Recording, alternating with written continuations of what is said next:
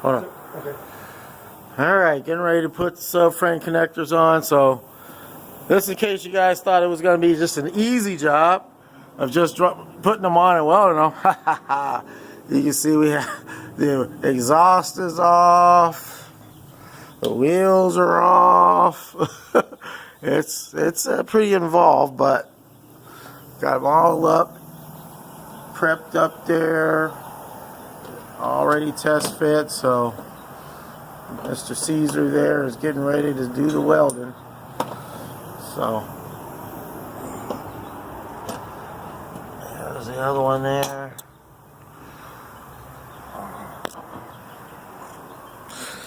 So we'll see how it works out, and we'll talk to you guys a little later.